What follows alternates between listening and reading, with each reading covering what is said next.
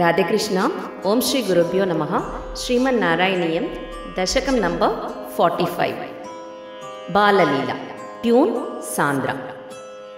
अयि सबल मुरारे पाणिजानानु प्राचारैः किमपि भवन भागान् भूषयन्तौ भवन्तौ चलित चरण कंजौ मंजु मंजीर सिंजा श्रवण कुतुक बाजौ चेर दुश्चारु वेगात् मृदु मृदु विकसन्दौ उन्मिषद्धन्तवन्तौ वदन पदित केशौ दृश्य पादाब्ज देशौ भुजगलितकरान्त व्यालगत्कङ्गणाङ्गौ मदिमहरतमुच्चैः पश्यतां विश्वनॄणाम् अनुसरति जनौघे कौतुकव्याकुलाक्षे किमपि कृतनिनादं यागसन्दौ द्रवन्तौ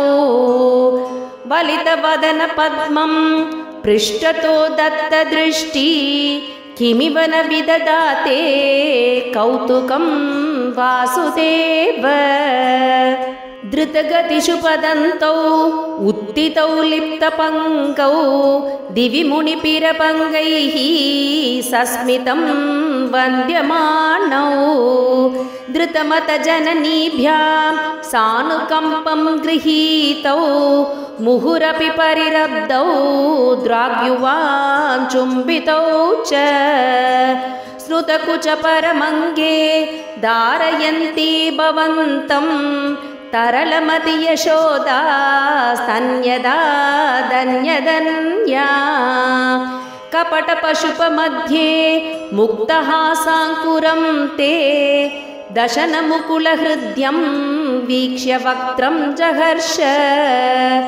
तदनुचरणचारी दारकै साकमारात् निलयतदिषु केलन् बालचापल्यशाली भवनसुकपिडालान् वत्सकांश्चानुदावन् कथमपि कृतहासैर्गोपकैर्वारितो भूः हलधरसहितस्त्वं यत्र यत्रोपयातः विवशपतितनेत्रास्तत्र तत्रैव गोप्यः विगलितगृहकृत्या विस्मृतापत्यभृत्याः मुरहरमुहुरध्यन्ताकुला नित्यमासन् प्रतिनवनवनीतं गोपिका दत्तमिच्छन् कलमतमुपगायन् कोमलं क्वापि नृत्यन् सदय युवति लोगैर्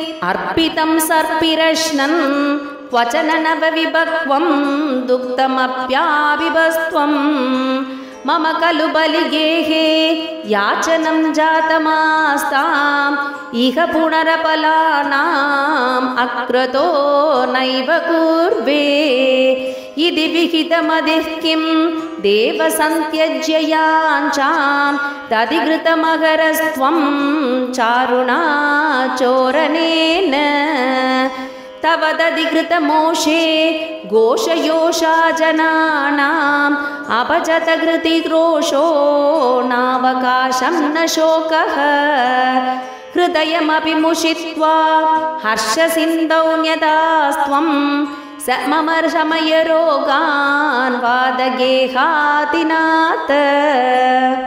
शाकाक्रेतवितुं विलोक्या फलमिध्यां पां च तातं मुहुः सम्प्रात्यात तथा तदीयवचसा प्रोक्षिप्तबाहौ त्वयि चित्रं देवशशीसते करमगात् किं ब्रूमहे सम्पतः ज्योतिर्मण्डलपूरिता किल वपुः प्रागाविराट् रूपताम् किं किं पदेतमिति सम्भ्रमभाजमेनं ब्रह्मान्नवेक्षणममुं परिमज्जिदातं मायां पुनस्तनयमोहमयीं वितन्वन् आनन्दचिन्मयजगन्मय पाहि रोगात्। श्रीहरये नमः, श्रीहरये नमः, श्रीहरये नमः।